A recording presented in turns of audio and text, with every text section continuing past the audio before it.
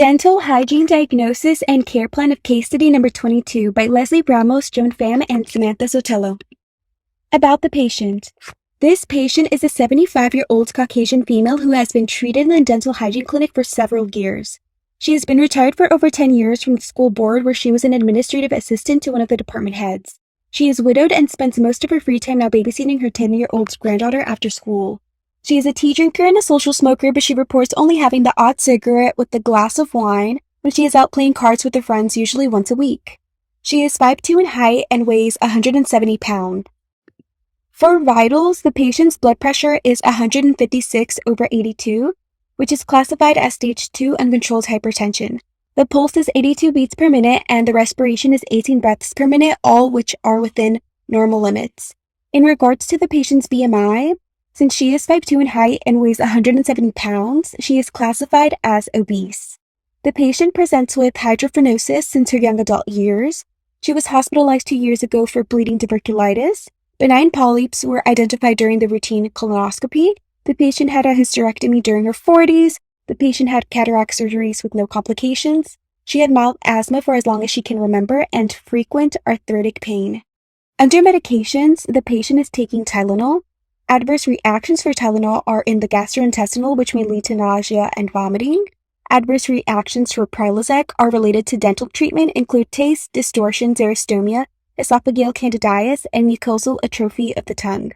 Keflex has no significant effects on dental treatment and no effects on bleeding, and the frequency of adverse reaction is not defined but may include fatigue, abdominal pain, arthritis, and angioedema. Both Urex and Atrovent have no significant effects on the dental treatment and no effects on bleeding. Based on the information provided, what ASA classification would this patient be? The correct answer is C, ASA 3. This is because the patient's arthritic pain may alter day-to-day activity and limit activities, but it does not incapacitate the patient. In addition, the blood pressure in stage 2 is uncontrolled hypertension. Dental history.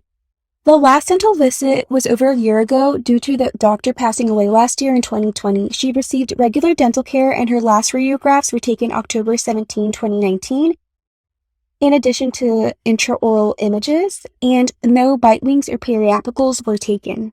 Extraoral exam findings, cervical and submandibular lymph nodes and larynx were all within normal limits. Bilateral crepitus and TMJ, large nevus found on the right cheek. Intraoral exam findings, all intraoral tissues, lips, cheeks, palate, lingual mucosa, and pharynx were within normal limits. Some signs of inflammation and localized minor extrinsic stains. Special dental prostheses, traditional bridges. As you guys can see, this is a slide of the intraoral images. You will notice on the lower left corner of the slide that there are traditional bridges found on the upper left side and the lower left. On the upper right side of the slide, you will notice suspicious silver amalgam restorations and also composite coloration not being equal, spacing on the right side, and attrition found on the lower mandibular teeth, as well as attrition on the mandibular anterior teeth. Dental assessment, home care. Usage of an over-the-counter Phenol mouth rinse causing burning sensation on the inside of the lips, cheeks, and tongue after use. Scrubbing technique when brushing with hard bristled toothbrush and non-fluoridated toothpaste. Brushes twice daily but states a difficulty with flossing. Need for prostheses. The patient currently has lower left and upper left traditional bridges and can refer to prosthodontic for checkup evaluation. Caries. On the radiograph, suspected carious lesions present between her maxillary molars. There was also heavy calculus found in crepitus and bruxism. Defective restoration. None suspected based off of evidence provided. This is a slide of the full mouth series. There are interproximal caries, bridges, and significant bone loss level, which we listed as severe bone loss levels. You guys can see on the lower left corner again the patient's bridges. As far as the occlusal classification, the right canine class 2 tendency, left canine class 2, overbite 2 millimeters, crossbite none, TMD, crepitus, and bruxism.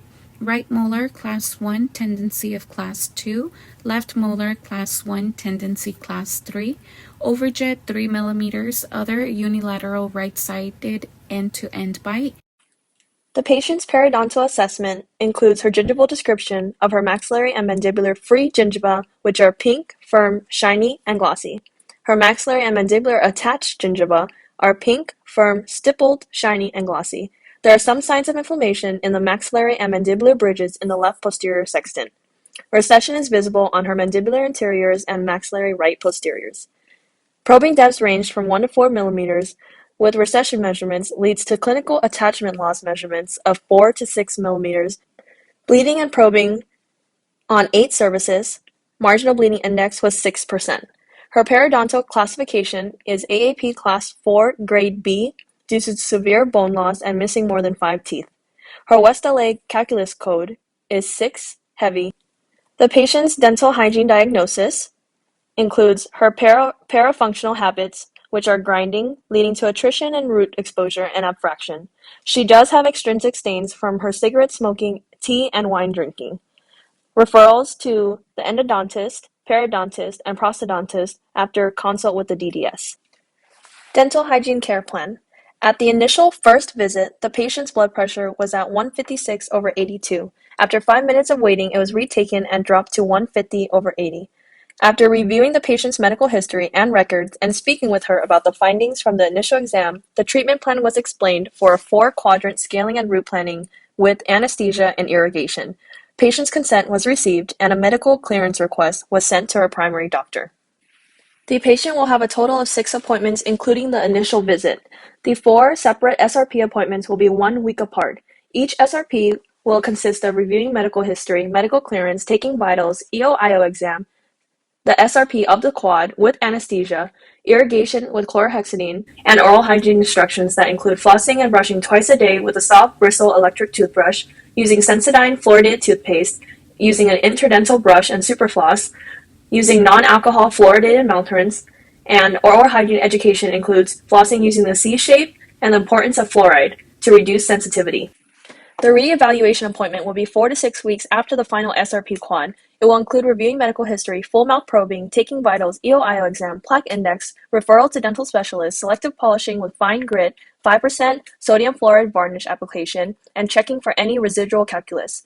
OHI will be given, and the patient will be informed of tobacco cessation and dietary changes. It is important to note that periodontal maintenance will be every 3 months, which includes full mouth scaling. Question: all of the following were oral health instructions given to the patient except one. Which is the exception? Using fluoridated toothpaste, brush with soft bristled electric toothbrush, rinse with phenol-based mouthwash, floss in between teeth using C-shape. If you thought C, you're correct. Great job.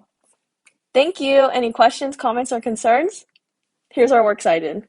Bye-bye.